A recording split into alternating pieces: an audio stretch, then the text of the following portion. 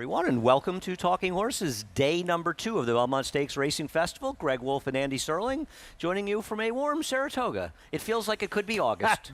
Extremely warm. Height of summer, it feels like. But I will take this over the alternative. You should have been here on Saturday when it was 50 degrees and pouring all day. Believe me, I would happily take it. In fact, I am happily taking it. We're thrilled to be in Saratoga. We're thrilled that you're joining us. We'll get some of the stuff out of the way before we get into today's card, day number 2 of the Belmont Stakes Racing Festival. Head over to NYRA Bets. If you're not a member of NYRA Bets, use the promo code Belmont25. We'll match the $200 of your initial deposit and give you a free $25 bet on the Belmont Stakes. That, of course, will only be available through Saturday. We have, Eddie, we have a pick 6 carryover, $55,492. That was sealed up before the last race, as the favorite did win the last race, so it happened. And by the way, congrats. Nice to see Miguel Clement get his first win yesterday in the last race yesterday. $55,492 starts in race number 5 of our 10-race card. What else do we have, Edward? We have the Belmont Stakes Betting Challenge. You better get on board with this.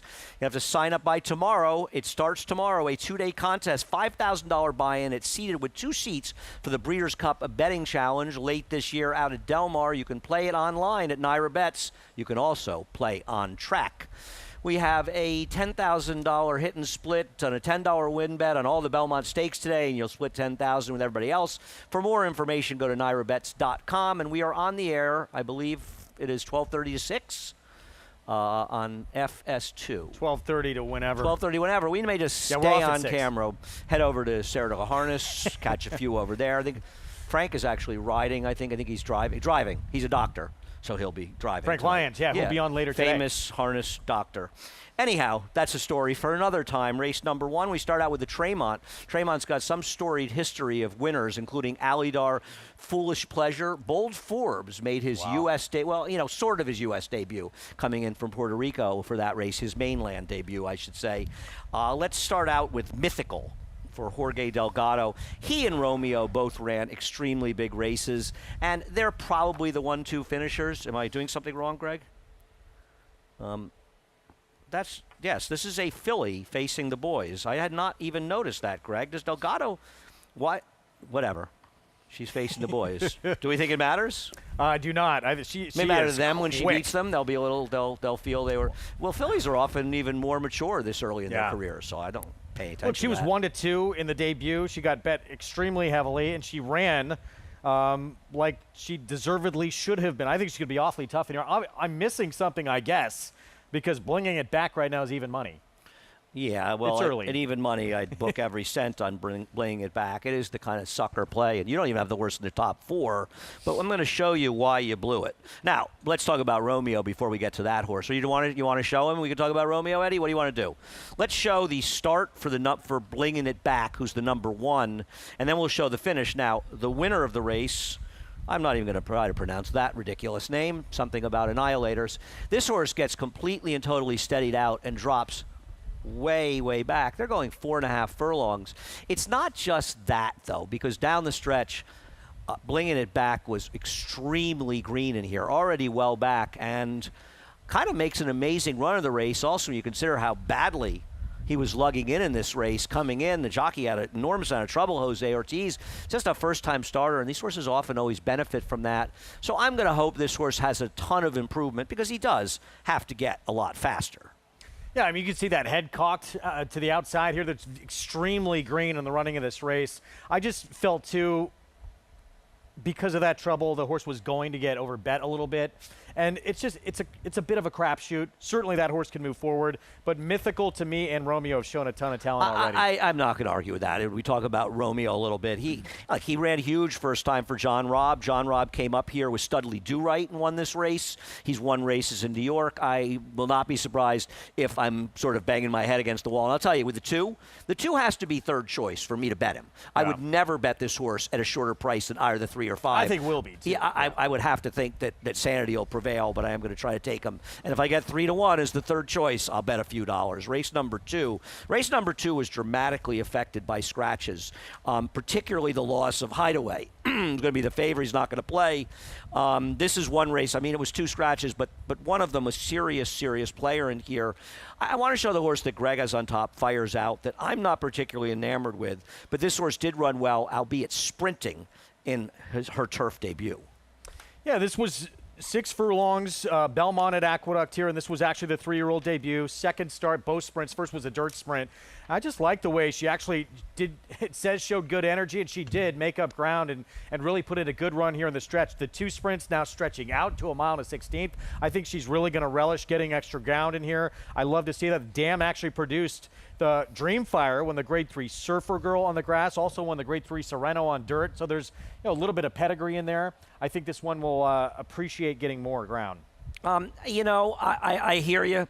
It just rarely seems to work, even though I'm picking a horse that's also going to need more ground, but it's going to be a bigger price. But the reality is that Fires Out, you've got Jorge Duarte, the trainer, stretch outs of the turf. He's just 3 for 30 over the last 5 years, the 62-cent ROI, 2 for 15 with maidens. So in general, it hasn't worked.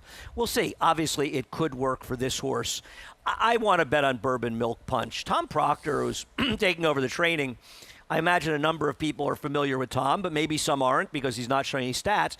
I believe he's been sort of running the farm with the Glen Hill Farms. Yeah. Frank probably knows that. And Frank, you actually contributed something for the first time in your entire life around here, so thank you for that. The legendary Frank Lyons, by the way, is to our left. We're keeping him under wraps until a little bit later. And this horse, I know this horse was sprinting. But this Dam wants to go long, and Uncle Mo's a sire who obviously hits horses to go longer. And this horse's first race is fast enough to win, and no disrespect to the prior trainers, but Tom Proctor's one hell of a trainer. And I think it's very interesting to see this horse back with him. So I'm going to take a shot with this first horse back. It should be in front. I would think so, though. Isn't Key Actress going to go for Mott? I mean, who's going to be faster? Well, I just That's think really the this question. one's much with sprint speed. I think this one's quicker. I would agree, and I think that Luis Saez should look to take advantage of that. Let's talk about Key Actress. I actually think ran okay. That race last time did kind of collapse. Yeah, Consumer Sentiment won that race with a 76 buyer. That was a turf debut for that Chad Brown runner. But showed ability going long first time out at a mile. Is going to benefit from that start under the belt and might be able to have more finish here today in start number 2. No, I think that horse is very dangerous. You like Timestone more than I do. I'm just afraid this horse has had so many chances, a lot of them at short prices, and he's just a bit of a plotter. She is, excuse me. She is, and you're right. She's had plenty of chances, but I think she did make a move forward in that second start back here as a 4-year-old. I thought she really showed some improvement in there. And Wedding Mood, that Brian Lynch filly who beat her, I think might turn out to be pretty good. She ran well against her. Are you just being nice about Brian Lynch because Frank is so close to you and you want to make sure he doesn't lunge at you at any point during the show? You're not out of the woods yet. Magnus Microburst you have third, and I don't have in there. I don't love the race this horse comes out of, and I also there's an chance the rail was really the place to be that day. And also, there's just more speed, but this horse does draw well and clearly improved dramatically on the turf. Yeah, it's a little bit interesting, but again, with others in here, certainly like the 9 you talked about, not going to be able to do it the way she did last time out. Right. That was generally my feeling with her as well. An interesting second race. Race number 3, the Astoria, the filly version. I want to believe that Ruffian probably won the Astoria during her time, and a race has been around longer than Frank has, so that's how long it's been around. And I think, I don't know about you, but it feels like if some. I know people like Vernon Valley. We'll get to that horse, but isn't Sassy CW the horse to beat? In my opinion, without question, she's the horse to beat. I mean, it says rocket ship hand ride. It really was. If you go back and look at this race in the debut at Churchill, I mean, just launched out of the gate, opened up 6 lengths before he could even blink, and then didn't have to do anything from there. Just did it so easily. To win by that kind of margin at 4.5 furlongs, she is talented. She is ultra quick. She's going to be in front in this spot. And it's a Yaupon. Yaupon was 3 for 3 at Saratoga, including that Savage race. Remember the Firenze Fire? I remember it well. I was in my apartment with COVID, miserable. Oh, that's right. Yeah, you missed me, though. I know you did. I know you're always missed when you're not here. I just think she has a great chance to control and put everyone to bed early here. I am not way against this horse, but I thought Gina B ran pretty well first time out. We'll take a look at the race. I don't know that it was a big rail. I think it was more speedy, but the horse that beat this horse was a Todd Pletcher horse that had experience, had run down at Keeneland, had lost to a highly touted Patrick Biancone first-time starter. They'd beaten the rest of the field by a city block, and I think that Gina B just kind of got a little unlucky in the field she ran with. Now, maybe she was ready to go first time, and she won't run as well here, and she is going to have to deal with the speed of Classy CW, who is probably a little bit faster than her, but I'm going to take the local connections over Classy CW. Not a big opinion. One of these two is supposed to win because I respect my friend David Aragona as much as anybody, but Vernon Valley coming back on 13 days off what everyone I look at has a very slow race. I just didn't think this horse was good enough. Yeah, I'm with you, but again, Second-time starter for Mark. anytime a 2-year-old with just one start, it's a bit of a crapshoot. They can take leaps and bounds improvement at start number 2, but as you said also, maybe they're ready to go first time out and then just backfires with like Gina B situation. I think this is one who can move forward a little bit, but I think she has a tall task ahead to try and deal with Sassy CW. And to be fair, Gina B and Sassy CW can both move forward as Exactly. well. And so she's going to have to move a lot more forward than them. We'll see what happens. Race number 3, the Astoria. Race number 4 at 5.5 furlongs on the turf. Cadenzia is not going to play. Let's take a look at Tales of the Heart, the horse that you have on top. I want to say that the winner of this race is coming back for Wesley Ward in the Soaring Softly or whatever the stake is for the 3-year-old fillies in the turf Saturday, so I think it's important. You know, I just felt like this horse, we'll watch it, just kind of get shuffled out. She's down on the inside, the number 2, and it's one of those situations when they get to the break of the turn, right about here, you're going to see her get shuffled out of the race. It's no fault of Junior's. There's nowhere he could have gone. Yeah, I thought that was impactful. It certainly compromised her chances in this spot. And this was her States debut, Right too, there. off a bench or off a significant layoff in here. I think she moves forward off that. She's Group 3 placed against Simmering, who would come back and win again, by the way. The Dam has produced a Grade 2 winner sprinting on the grass. I thought there was a lot to like with her. No, I agree. I thought she ran very well. I know she saved ground, but she got shuffled a bit around the turn. She got to weave her way through traffic. She was closing inside of another closer. These are all kind of tough things to do in general. She ran very well, and there is no denying that she is the horse to beat. I decided to be a bit of a wise guy in here because I didn't really love anyone else in here. I mean, obviously, Thien on the rail is a wild card. I suppose I should always be scared of a Safi Joseph horse coming up with Sol Hope. He's a very, very dangerous trainer. But I didn't see anybody. Bunshin's okay, the 11. Nobody here did a lot. I guess La Salvadorena is probably the other sort of semi-logical, though you've left that horse out completely. Yeah. There were several others I was more intrigued with, obviously. But that one would not shock me at all. If I'm playing multi-race tickets, the 9 absolutely is on my play. Well, I'm going to bet on Solo Shot. It's probably a crazy idea, but Solo Shot actually ran pretty well in some turf sprints behind a horse like Moonage Daydream, who's good, Salib, who's a hard knocker. The first race was good, and also was on the rail but angled out and won that New York Stallion Series race ran well. In the last race, I actually don't think this horse ran great, but I don't think ran that badly coming off a layoff. Now you're switching to Jose Ortiz. No disrespect to Christopher Elliott, who rides well, who rode this horse well last time, but Jose Ortiz is Jose Ortiz, you know, and I thought it was interesting. You know I have a big thing for Lolita Shimongol. I mean, she is a trainer. If you follow New York, she overachieves. She doesn't have a barn full of killers, and her horses show up. So I just thought this horse might be just a little bit of an interesting, wacky horse to try to get into your gimmicks. Probably shouldn't be 12-1. Say the 12-1 morning line, yeah, a little inflated. I thought Dave might have made it lower, knowing I would probably pick her. And probably going to be even higher come betting time, I would think. I think so, too. It's a competitive race. And, you know, let me say something about the morning line this week here, and it'll be very good. And David Aragona, our morning line maker, works for DRF, does an exceptional job, and everybody knows that. He had to get these lines in about 5 seconds after the cards were drawn. So they may not be his absolute best work at times. So I'm going to try to lay off making fun of him. It won't work because I can't help making fun of people, but I'm going to cut him a little slack this week, a tough week for deservedly so, yeah.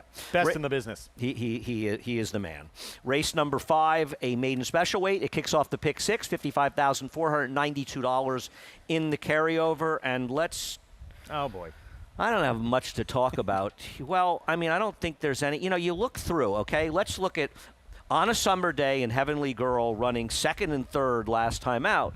And I think one of the reasons I wanted to show this video is to show you there just ain't much to show in this race. You know what I mean? I'm not saying these horses can't win. On a Summer Day, I originally was going to pick. She got a perfect, could not have gotten a better trip in here. Yep. And if she couldn't seal the deal in that performance, she's not going to get that kind of trip today, I wouldn't think, unless she's extremely lucky. And Heavenly Girl also does seem to be speed, but I think there's going to be some speed from Cloudy Chance.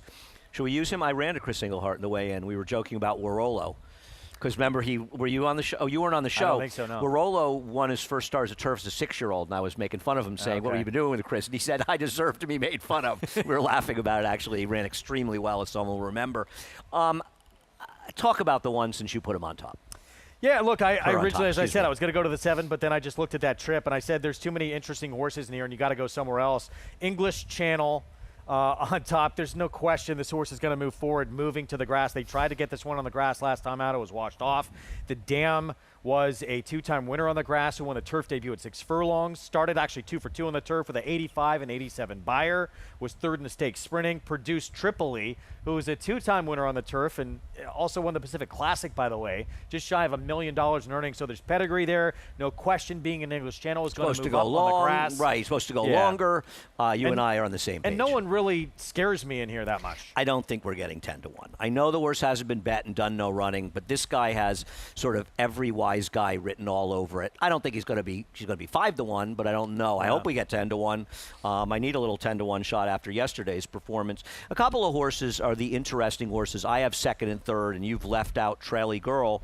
Traily Girl, who I thought ran well enough last time. The routine improvement from Gets 2 the to boys 3. last time. Yeah, gets Flavian Pratt. This horse could easily run a figure in the 70s and win this race. I think is kind of the horse to beat personally. And then there's the 5, but the 5's going to take more Chad Brown money. Now, Chad told me he thought this horse would run better this time. I did not like this horse's first race, though.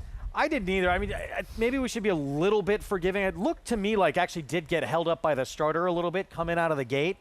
But she You had can plenty- say that now that we have a new starter. Yes.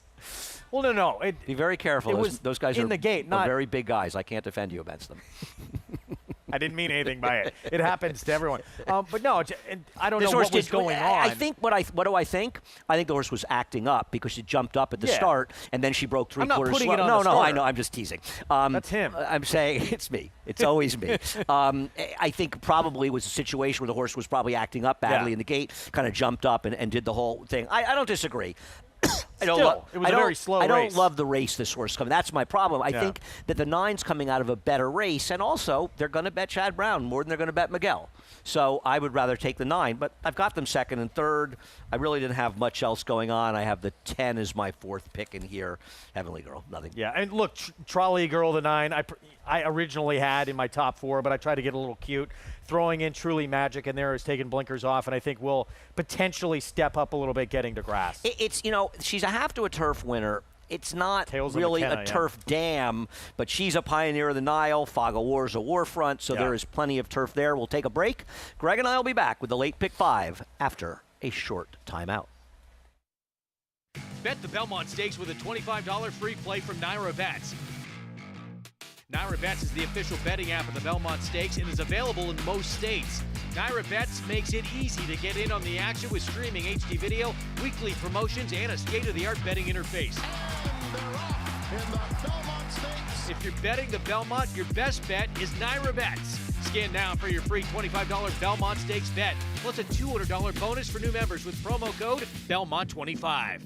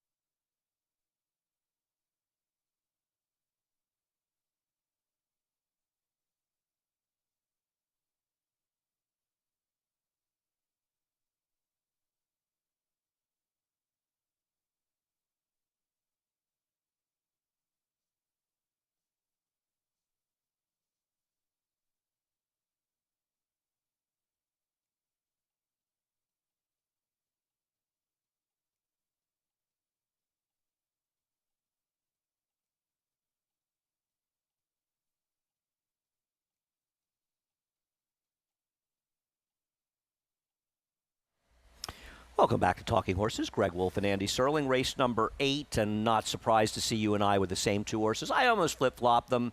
I've decided. I almost did too, yeah. Just, I'll go against the Chad Brown in this race, and we'll talk about Velvet Vortex. The question with Velvet Vortex is not her talent.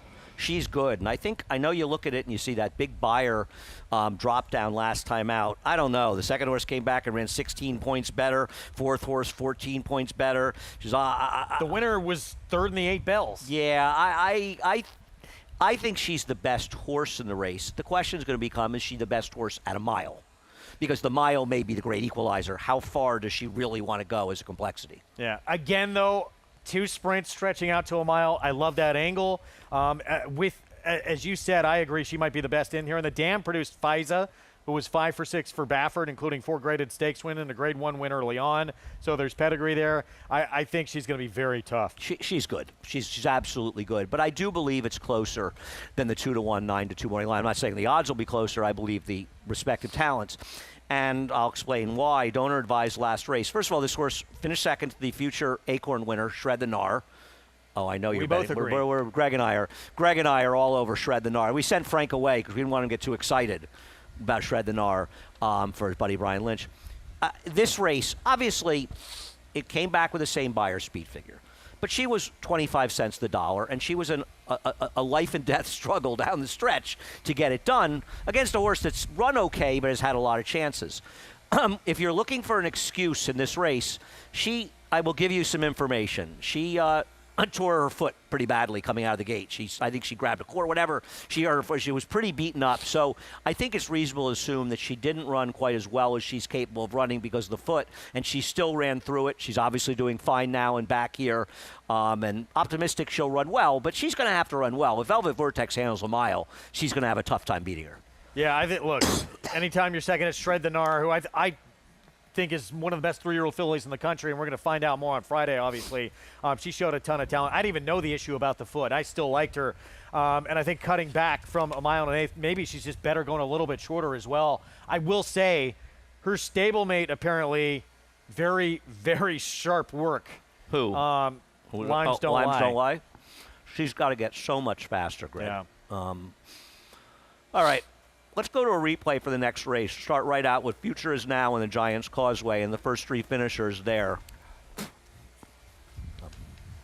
This is tough. I mean, not much separates these top 2 finishers, does it? Yeah, well, Futures Now is tremendous. I mean, she's a battler. The horse I'm looking at is the one on the rail, Dance Macabre, because I'm very interested in her in this race. I don't have a single knock on Future Is Now. She has been absolutely sensational. She gets in dogfights. The only horse that can really run with her on paper in this race is On Command, and whether or not she can get the same kind of ride to be on top of her is debatable. And she obviously, while she ran well last time, it's nothing near the quality she's running here. I mean, there is an argument that over the past year plus, Future Is Now is the best, along with Star of Mystery, the 3-year-old, but they are the best filly or mare turf runners we've seen. She won 5 of her last 6 starts. She guts it out. She's versatile running style as well. She doesn't have to be on the lead. She can sit. She can stalk. She can be on the lead if needed. She can do everything. She's sensational. And it looked like she was beat in that race. No, she's But terrific. she pulled it out. I have some ideas in here, so I'm going for some prices, but by no means am I against her. Yeah, I will say someone like a Pandora's Gift, someone like, a Time to Dazzle. These are 4-year-old fillies, Pipsy as well, that are on the improve, whereas we know what she's sensational. Future Is Now. 5-year-old mare, she is what she is. I think these, though, are improving, getting better 4-year-old fillies. Well, I'm very interested in Dance Macabre. Now, the fact is, I've always liked this horse, but I actually thought the pace was relatively moderate last time out, and she never got a chance to make that run, and now she should be able to get a more clear run, I'm hoping, in this race, and she was close enough coming off the layoff. She's run a lot of fast races in the past, and she's going to get a little overlooked because of the others, so I'm going to take her to beat the 2 that beat her at Keeneland. I think she is very similar in talent and will be a better price. Let's take some look at some more replays. Let's look at Twirling Queen and Kairu coming in from last year. I've always liked Kairu. She had a ridiculous trip in this Franklin last time and will benefit from picking up Flavien Prat. as every horse that picks him up benefits. And, I think we kind of forgot how good Twirling Queen was as a 3-year-old. I mean, she's very, very good. Is she good enough, though, to take these horses? And I'm not going to hold her ridiculous wide trip from an outside post at Gulfstream against her. After a long, tough year, they might have squeezed the lemon one more time. Yeah, and if you say, oh, she's just not the same filly, the race right before that, she still ran a 91 Beyer in a win. So, yeah, I'm with you, and I think freshening her up after that long, hard campaign, we're going to probably get her best. And I think that Kairu is the kind of horse that's going to be a very big price, that usually runs well. Her last race is a lot better than it looks. She's been competitive. She can get a piece and be a big price. No doubt they'll have to beat Futures now. Let's talk Pipsy. We'll show her win last time out. When this horse debuted in America last year, when she won, and she beat Kairu, who I bet, they had paid like $900,000 or $1 million for her. And I kind of said, wow, that's a crazy price to pay. And as usual, idiots on Twitter said dumb things about me. I wanted to ask them, do they wish they paid $900,000 for her at this point? I mean, with all due respect, but what my point in doing that was, it's not easy to make that kind of money with turf sprinters. That was really my point. Now, I'm sure she has value as a broodmare, so maybe it isn't. I'm not saying it's a bad buy, but I think it's a more complicated than that. My whole point is that you pay a lot of money for turf sprinters. The opportunities I guess you try to get to Kentucky Downs, but she's not a Kentucky bred, so it's big money, but it's not as big. Yeah, and look, that States debut talked about too. She didn't get out good, and she left herself too much to do and still was able to win, though. She obviously is very talented. That first win here was very impressive. Yeah, and I think she did take a move forward in that 4-year-old return coming back. I think she definitely is one we're going to see make the gap a lot closer with Future Is Now and Pandora's Gift. And my feeling of Future Is Now is she's way the horse to beat. I have no argument with that, but the margin in turf sprints is not that significant. What she has is speed, so it mitigates the chance of her getting a bad trip. Yeah. You're right. She's way the horse to beat in terms of resume and everything. Right. But, yeah, in terms of There's margin, a lot of horses in here with the potential to be very good. This is a terrific running of the Intercontinental. It's my buddy Rob's favorite race. He's obsessed by the Intercontinental. Aren't you, Rob? Race number 8. My pick scratched, unfortunately. Who'd you pick? I like the 9. Really? Yeah. Okay. Sorry. It's all right. You got Film Star. Talk about Film Star. What I don't like. Film Star is going to be extremely tough in here. Loves a mile and an eighth. 7 for 10 on the money at this distance. Was just barely beat by Ben Duke last start. It's a third start off a short layoff. And to me, this is just one of the most, really, probably on this entire weekend, we're going to see one of the more reliable runners. That's fair. That's fair. I haven't picked the horse in the top 4. I don't disagree with you. But can we show the second replay, Eddie, first? The Octane replay, please. What is he going to do with Octane, who's faster? And I think Octane is crazy interesting. This is the Razorback last year at Oaklawn. And this is a horse that's run some very big figures in the past, and I'm not going to hold the last race against him.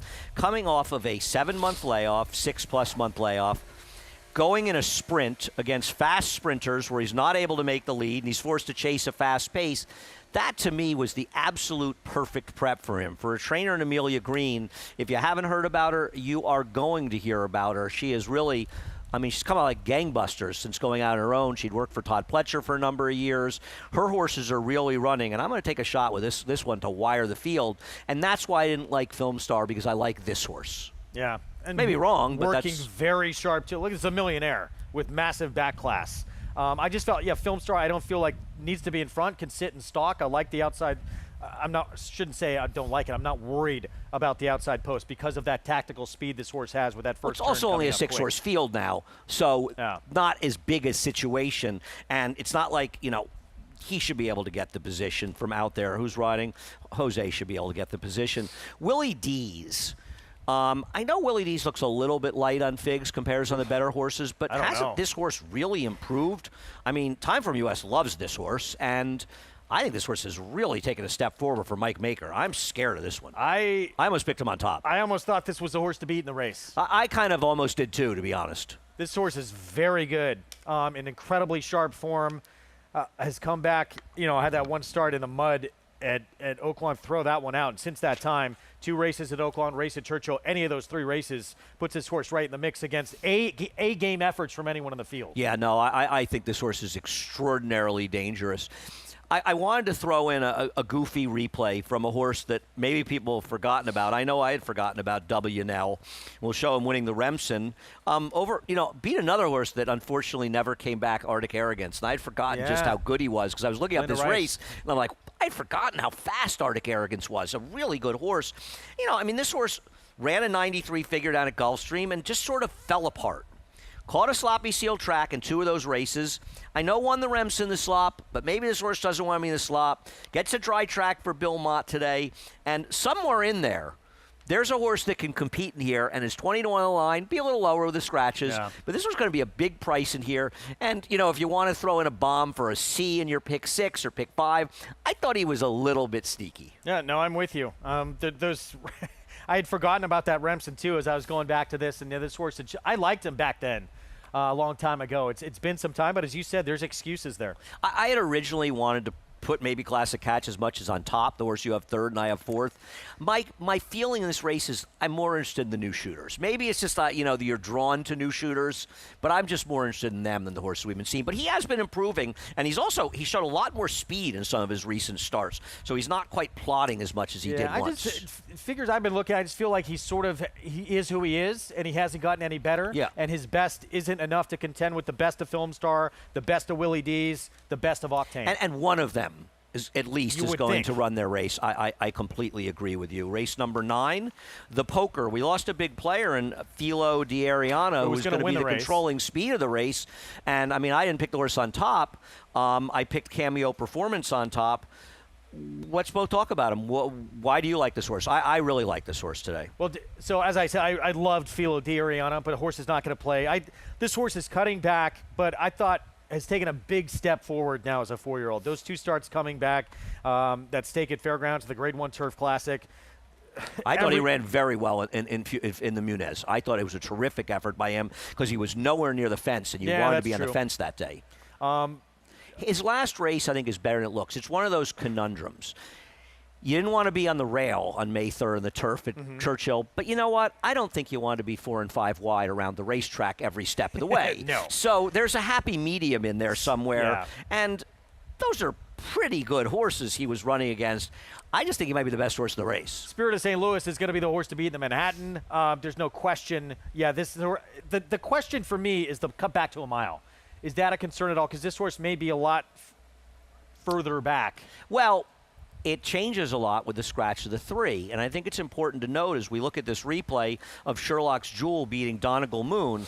Now, I bet Sherlock's Jewel in this race, but I got lucky. Donegal Moon should have won this. Momentum, should have won this race.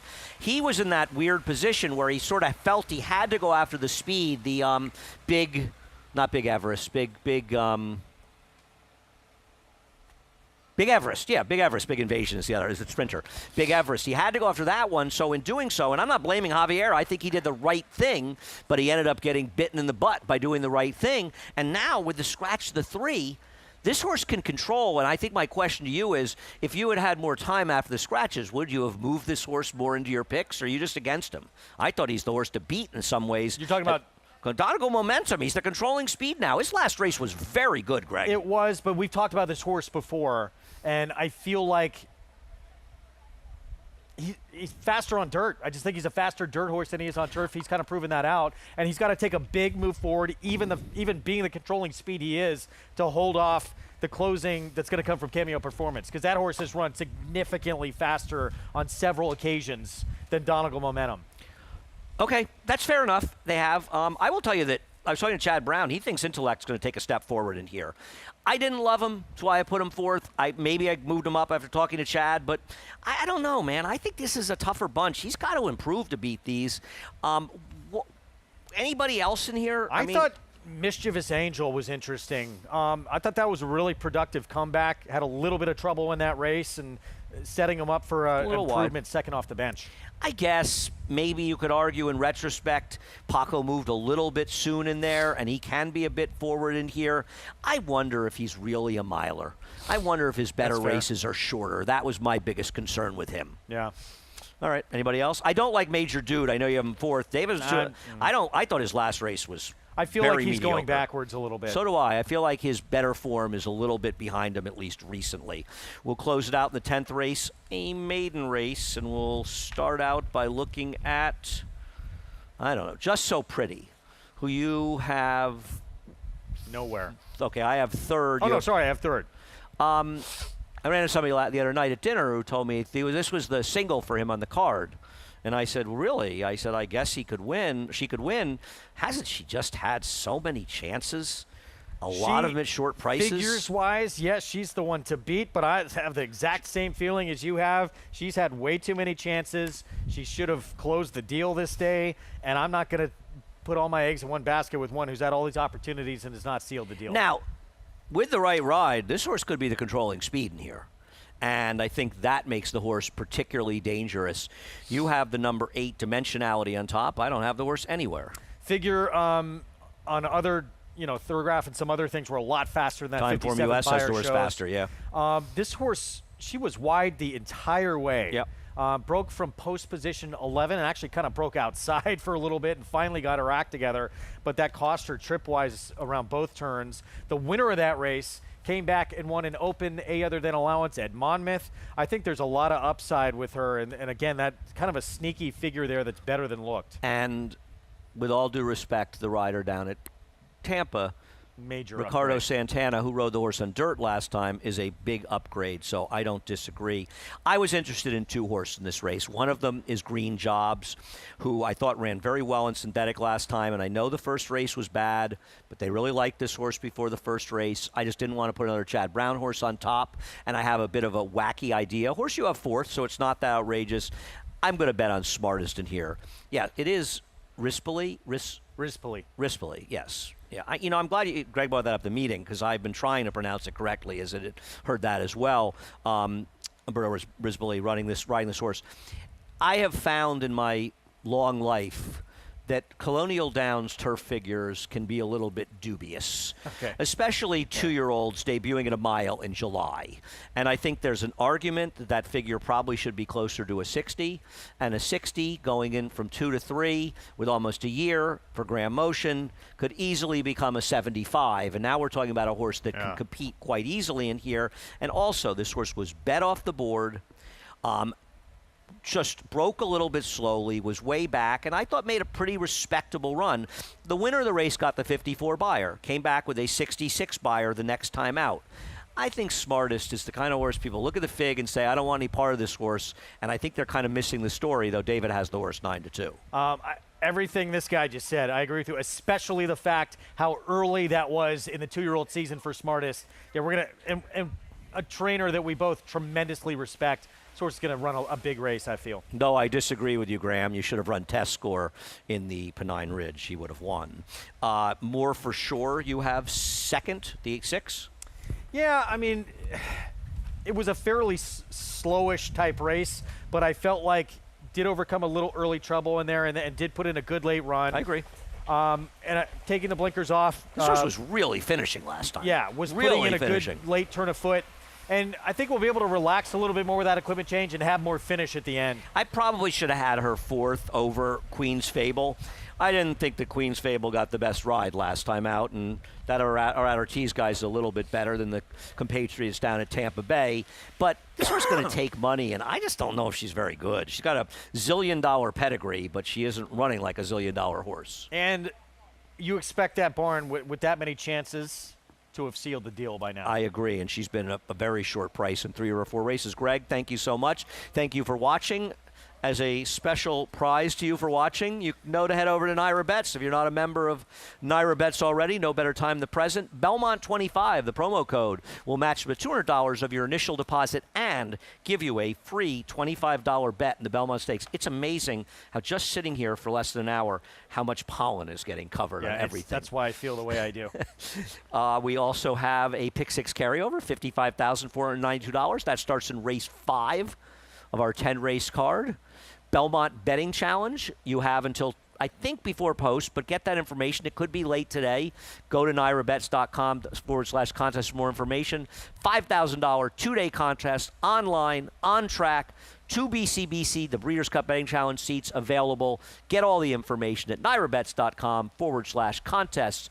We have a $10,000 hit and split, 10 to win. There's 4 stakes today. I believe a $10 win bet. You get all 4 winners. You can split with everybody 10,000. Get the information after you've opted in over at NYRABets.com. And 12:30 until, as Greg said, whenever we feel like ending. Well, listen, you're on the Late Show, Greg, so We if you wrap want up to stick around until like 9 or 10 by yourself, We'll party in the paddock after the show. there you go. We believe it's 6 o'clock, however. It is. Once again, thanks so much for tuning in. The voice of Saratoga, Frank Miramati, up next with a reprise of the Scratches and Changes. Have a great day here at the Spa. Bet the Belmont Stakes with a $25 free play from Naira Bets. Naira Bets is the official betting app of the Belmont Stakes and is available in most states. Naira Bets makes it easy to get in on the action with streaming HD video, weekly promotions, and a state-of-the-art betting interface. If you're betting the Belmont, your best bet is Naira Bets. Scan now for your free $25 Belmont Stakes bet, plus a $200 bonus for new members with promo code Belmont25.